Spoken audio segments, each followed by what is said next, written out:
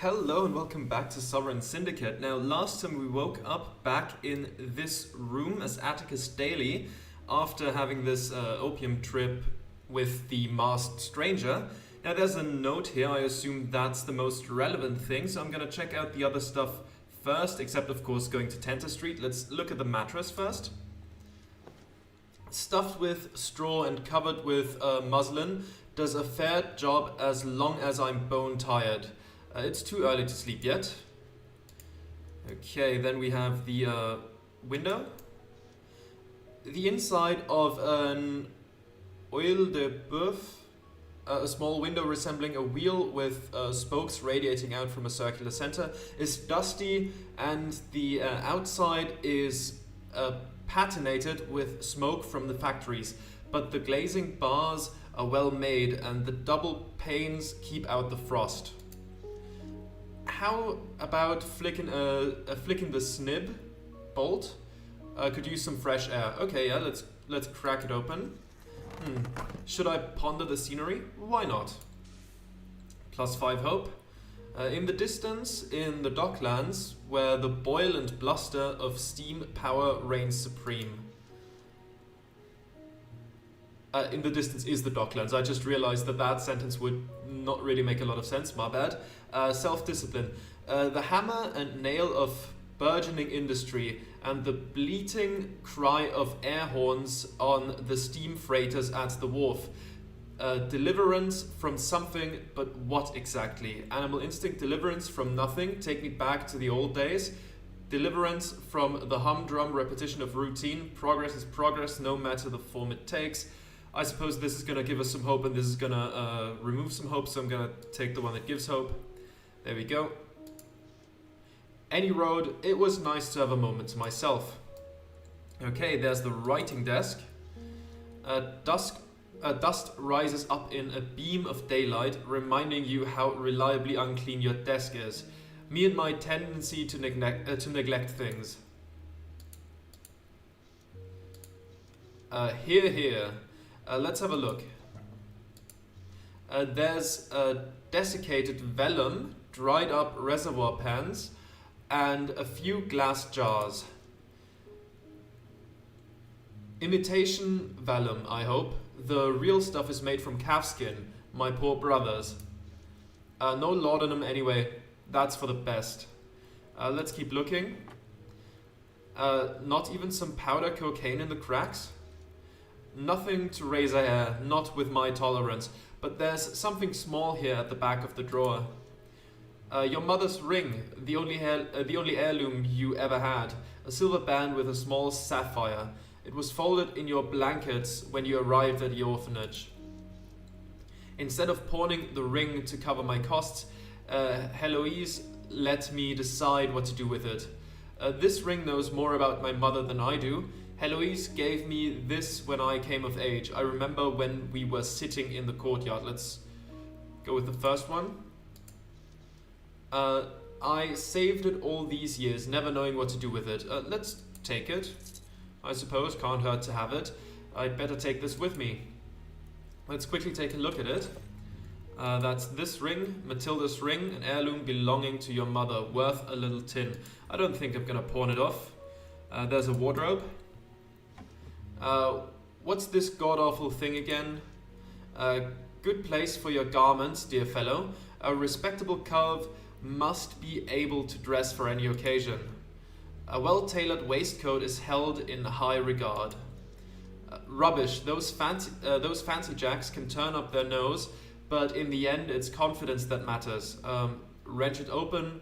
Why is this wardrobe talking to me? Let's ask that first. This wardrobe has seen many sots come and go, and so many hearts spilled on pages by starving poets, that it must have soaked up these emotions and developed some of its own. I'd like to believe that, otherwise it's yet another voice in my head. Let's wrench it open. The wood paneling shakes as I open the sticky door. Careful, Anselina will charge me. Who's Anselina? The landlady, remember? She lives downstairs, and whenever she comes up, she hunts for what's out of order. Inside the wardrobe is a wasteland of dust and spiders. Some time ago, my racks were complete with the finest silks, satins, and linens, bespoke waistcoats, and pantalettes softer than lambskin. This is getting a bit weird. The wardrobe is upset, and it's no small wonder. I sold all of my outfits to pay for the last bender. It was fantastic, but I don't remember, and that's the bloody point of a bender, isn't it? Let's go with the second one. Anyhow, I picked up a nostrum to detoxify it. To detoxify. Right. What's a nostrum? Purportedly effective medicine available without prescription. Okay. Right. I've got a bone to pick with that peddler. Nothing but salinated water and snake oil. I ended up needing an emergency dose from Bixby. Babbling to yourself again? Well, I wish you'd fix the cracks in my fastenings. It's rather drafty. Alright, I'm finished up with this. Store your sandhog uniform inside the wardrobe. Illusionist, only other thing to do here is cast my illusion. Sure, let's go with illusionist. Sight from the fire, hanging from the ether, hearing from the ether, smell from the air, and taste from the water. Touch down to the earth in another form. Bully, still haven't lost my edge. Okay, now we look somewhat different. Let's take a look at the bookcase. Right, then, lovely smell of books and all that, but don't you have any other interests aside from magical lore? How about a novel? Stories? No thanks, I tend to get lost in them. Let's read the titles. Oh boy, that's a lot of titles. The Minotaur in Me travels with Beastie, Greatest Magicians, Illusions for Thickos, Spellcasting 101, The Minotaur's Assistant, All You Ever Needed to Know About Magic, Painless Potions and Helpful Hexes, Perilous Potions and Harmful Hexes, Ritual, The World History, Panic and Peril, The Politics of Human and Beastly Relations, Ectoplasm, Fact or Fiction, Spiritual Prophets, How to Train Your Pixie. Let's step away again. Now let's take a look at the note. What's this? A note from Anselina. She must have left it while I was out. It reads, don't delude yourself into thinking I forgot about your rent. If you don't want me to come knocking, then you better pay up soon. That woman won't quit nagging me. Atticus, Anselina's been a fair landlady. You don't want to get thrown out on the street, do you? Well, that crone won't quit either. I'd better take care of my outstanding rent to Anselina. It's not all that much tin, and a roof over my head is a necessity. I'll get that money somehow. Bugger that, Anselina can wait. I guess I'll get it somehow, even though there is no such thing as a good landlord, so let's keep going. Or landlady, for that matter. Alright, think of a condemned side alley in a poor part of London where the public services are infrequent and children play in the filthy streets, unwatched by their parents working all day in the factories. Cheap wooden shutters hang from the shattered halls of looted tenements like so many black eyes after a night of bar fights. Old rags stretch along the clotheslines and rats make their home in the rubbish. Aside from your garret and the curio shop, there isn't much worth visiting here, leaving you to tread the mucky roads with your collar to the wind, looking just about as hopeless as the residents themselves. I think only that little part changed, but I wanted to make sure I catch it anyways. Oh, okay, so this is where we live, and this is, right, the curio shop, of course. Something in the bins? A weather-beaten receptacle for disposing of refuse. Oh my god, why did I trip up so much in that sentence? Okay. Should I like to reduce the general filth of the East End, I can rid myself of any unwanted items here. We could throw away a gin bottle, toss out the cigarettes, nothing for me to toss out right now. Or we're worse, toss out your mother's ring. No, we'll keep that stuff around. Maybe at some point I feel the desire to smoke a cigarette for some reason. Unusually clear puddle, what's that? An uncommonly handsome specimen of Homo sapiens gazes up from the perfectly still water. How did I ever let things How did I ever let things slide for so long? I can get back to the straight and narrow. I must get back. I was quite adept at street performing back in the day, much preferable to low-level thuggery. I used to hustle quite a crowd with my sidewalk magic shows. I didn't earn enough to buy myself a title, but it was an honest living. Let's go with the first one. I have to concentrate on one thing at a time, and my priority now is to settle things at the orphanage. After that, we'll see. Okay. Watch vendor. Let's take a look at that first. What does that do again? Can we do anything here? The watch faces are of copper, nickel, and whalebone with bands of brass links, snakeskin, and minotaur leather. Ruddy Angelina, she's still selling minotaur leather. Engage with the machine or wit. Take a closer look at the case. We only need a 1 to succeed. We failed some of those before, but let's see. That's a 14, a bit overkill, but I'll take it. The brand is Spoonbacher, which why does that name sound so familiar? Ah yes, Spoonbacher of Graz. Bro, that's where I live. That's my hometown. But then it would probably pronounce something like Spornbacher of Graz, Austria.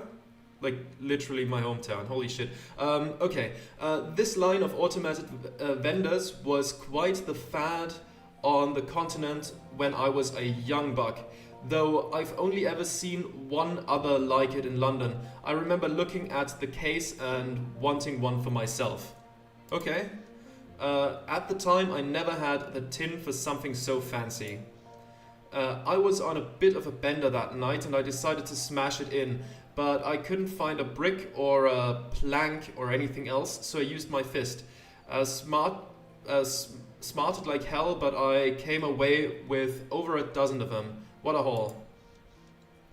The engineer I sold them to told me this Spornbacher chap started out as a watchmaker, but he didn't have the capital to get into the guild. He began making these machines instead, and soon enough every watchmaker in the country wanted one. He died a millionaire. Let's engage with the machine. Above the ordering panel is a kinetic tableau. The default message says welcome by way of rotating wooden squares behind a protective sheet of glass. I suppose there are more feckless uses of one's money than on a proper timepiece. But buy a watch, madam, sir, watch, madam. Sounds like it's in a bad way. We could purchase the copper and brass watch, purchase the nickel and snakeskin watch, purchase the whalebone and minotaur leather watch, or leave it for now. I don't know how much that costs. I guess I'll go with the copper and brass one. £500. Well, so much for that. £500? That can't be right. Machine must be snagged on a punch card. Bloody thing is useless. Okay, well, let's not do that then. That's way too expensive. Let's see if the curio shop has anything for us. Like if Anselina has anything to say to us. Breathe in the sweet dusty smell. Wait a second, is that the same thing? I think that's the same thing as always. Yes, I think that's the same thing as always. Okay.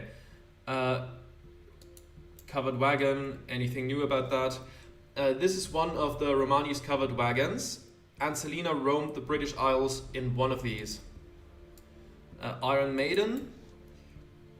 A towering coffin of cast iron and spikes, threatening pain and agony one could never forget. This godforsaken thing gives me chills. It's beautiful. Can you guess what it was used for? Medieval torture, unless it's a trick question. This here is a bloody hoax. It was never used for torture. That's true actually. I think originally it didn't have spikes in it, and just the person who found it claimed that the spikes were part of it or something like that. It was invented in this century. Some clever contractor went around with his prototype trying to get a manufactory to make it. When the House of Lords caught wind of the idea, they made sure all of Britain was turning them out in order to make the present day seem less violent than the past. Good to know. But I still can't imagine who would ever buy it. A little slice of history waiting for the right customer to come along. Animal instinct, Molly would find a use. Self-discipline, nobody's gonna buy it. Anselina should toss it, she collects too much as it is. Come to think of it, there are twisted minds in the East End. Somebody will take it off Anselina's hands. I'll go with the self-discipline on this one. Instrument rack, let's take a look at that. Oh, game. There we go. An assortment of instruments is arrayed around the centerpiece of a large harmonium, some upon racks, some splayed on a welter on the floor. There are sirenets, kettle drums and tambourines, concertinas, flutes and galoubets, mandolins, violins, guitars and pochettes, even a waylaid set of bagpipes. Okay. Musical instrument consisting of a small hand-cranked pneumatic barrel organ, that's a serenet. A concertina is a free-reed musical instrument similar to the accordion. Galoubet is also known as a tabor pipe, three-holed and designed to be played with one hand. And the pochettes are very small violin-like wood instruments designed to fit in a pocket. Okay. Believe me, there's not a musical bone in this body. Perhaps not, but the instruments are rather nice to look at. I believe that. Let's talk to Anselina. The silver-haired woman bores holes in me with her eyes. Have I done something to upset her? I can't recall. Psha! You and that cheap illusion. Don't think you can hide from me, Atticus. Well, so much for fooling her. All jesting aside, have you come with the coin you owe me for monthly rent? Well, not as such. Another month already gone. Inquire as to the sale of Minotaur leather. Let me quickly take a look at how much money I have. £2 and 18 shilling. I don't really think that covers my rent. Another month already gone. You spent the better half of last month asleep in the gutter. It's no wonder you don't notice the passage of time. £3. That's actually not as much as I suspected it was going to be. Withhold for now. Sorry, but I need a bit more time. Anselina grumbles under her breath. I've heard that one before. Now quit loitering at the counter. Have you come across any tasty gin varieties while collecting curios? You know, I myself happen upon many different oddities while gadding about London. Perhaps we could work out some kind of trade? I don't think so. What I sell in this shop I come by honestly, more or less. Okay, Wit, in that case I apologize. The payment for my rent has been unavoidably delayed, but I have put a plan in motion. We need a 4 to succeed. Let's take a look. That's a 13. Okay, that works for me. Another of your plans? Please, I'm not interested. Just get me the money as soon as you can. I don't want to see you mooning around here until you do. Okay, so we just need like, what is it, 2 shillings or something? Yeah, 2 shillings and then we can pay that off. I don't really want to sell that ring. It's probably not worth it. I'd rather keep it around. Loot box? A wooden crate engraved with the insignia of a strange instrument. Ah, you weren't supposed to find that. No matter, I doubt you'll be interested. Why is that? Because I don't know what's inside. You'll have to buy it to find out. Only 5 shillings. I'm too curious not to. Game. There we go. Plus 5 hope. Loot box achievement gained. Oh, loot box. Okay. Pleasure doing business. Let's hope it's not as sinister as the lament configuration could possibly be. A box full of Cosmetic doodads. Useless. Oh, great. Fantastic. Let's go to Tenter Street. And let's see, where do we go next? Let me quickly take a look into our journal. What do we have to do? The courtesan killer, look into the murders. The murderers on the loose, and anyone could be a suspect. I should keep my ear to the ground. Okay, just in general, look out for anything like that. Gin varieties, of course. Missing orphans. I need to inquire about Bertram and Julie before they come to harm. Okay, so whenever we get a chance to ask about that, I should. The old crone, she nags me, bridging some intangible psychic distance. Okay, I guess just finding out what that's all about. Paying off the rent, of course. Yeah, we'll find the money eventually. And reconcile your past. In the opium dream, I recall something forgotten. A note from my mother that might still be at the Sacred Heart. If it is, I should make every effort to find it. Okay. So we could head there straight away, but the thing is, with Atticus Daily, we haven't been outside of Beggar's Lane, so I think we should at least see what conversations can be had in the other locations. I'm of course gonna save the orphanage for last here, so let's go to Soris Square. There we go. And I need some water because this game is a lot of talking.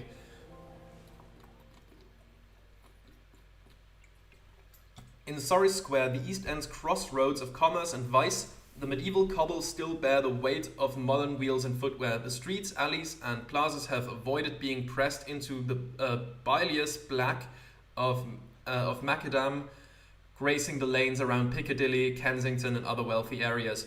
You once heard Let's try that again. You once heard an inebriated dockhound spill the truth of the matter. Each paving stone owes a great deal in back taxes due to the Empavature Revenue Act of 1789 and are unable to be replaced with another sort of material. However, thanks to the toil of chore spitting navvies, human and dwarf, the paving stones will remain the smoothest and most pleasant of their kind until their debt to society has been repaid with interest. Soris Square's amenities and surroundings attract people of varying moralities. Even so, the elites of London rarely cross the River Lee, and anything east of Aldgate is commonly held as out of bounds except for urgent errands. Okay. I think that was mostly the same, but I don't think it was entirely the same. I think something was slightly different.